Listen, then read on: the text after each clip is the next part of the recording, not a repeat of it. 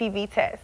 That's right, y'all. We about to normalize this type of conversation today. This is first Sierra. I want to ask you, how are you doing? Because we see you everywhere being a busy wife, a mom, and you have a successful career. You make it look so easy. Is it really that easy? You're so sweet. I will say being a mom is a job in itself. The Brii Renee. Yes. She got next, Adam. All right. How do you guys look for, or how does new talent get on your radar? Well, that's the advice I give to young actors and actresses is make sure that you're in position. So dating is so hard in Atlanta. I don't know if you know.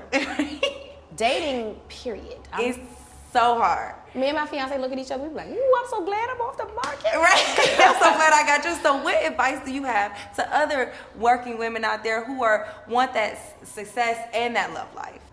For me, a friend had to introduce me to my fiance because I was done. I was like, I'm good. I'm just gonna work. I'm happy. I was going home and literally just going to work and going home. And my makeup artist actually, Ashunta, introduced me to my fiance.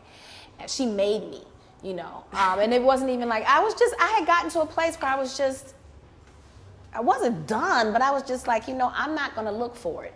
He has to find me. Whenever I look, I get in trouble. Tell us how important it is for you to have the BET Hip Hop Awards in Atlanta every year. Well, we used to be in Atlanta, and now it's great to be back. I was just telling someone, hip hop is everywhere.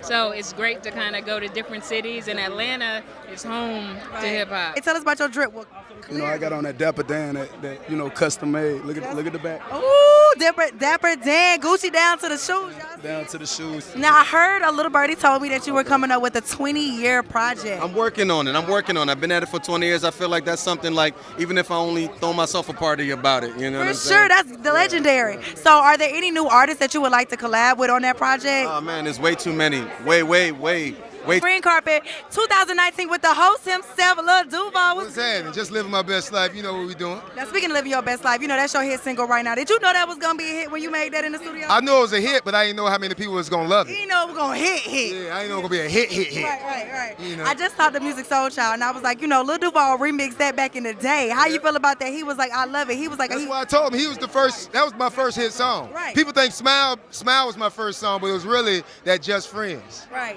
I bought my first house at 22 before I graduated college. Wow. And I remember, because I was waitressing, so I was making all this bread, and I'm like, why would I pull up to my $1,100 rent was only $1,100 then. But I was like, why would I? Right. I was like, why would I pull up to my $1,100 apartment with $1,500 shoes on? That didn't make sense to me, like financially. So I was like, I wouldn't do that. I'm gonna buy me a house first. Because the mortgage at the time, my house was $80,000. No, I bought it for $60,000. And I think that's so important, like you said, building that relationship with your healthcare provider, because it's like, hey, I want to get to know you a little bit before I bust it off. Yes, and here's what I would say, like even if you do bust it out, okay, well, right. there, if at the end of the visit, would you give us any piece of advice for other future women in media like myself and other girls coming up, how to create longevity and reach the top? Relationships. And I think it's important, like, always bring somebody up. As you look, like, it's also, like, it's our responsibility to help the women behind us, as it's the responsibility for the women ahead of us to help us. So it's awesome. We appreciate all that you do. Thank you so much. And talking about making it out of those circumstances in the hood and that other 96%, right?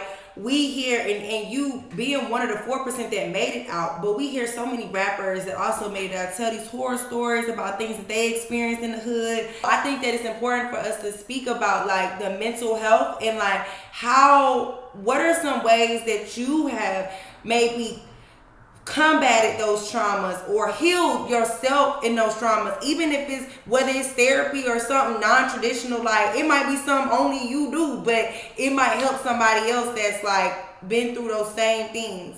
You never really make it out when you really from the hood unless you just like, because your family's still there, your friends still there, everything, so you never really make it out. With acting, my journey with my friends, my journey as an entrepreneur, even radio,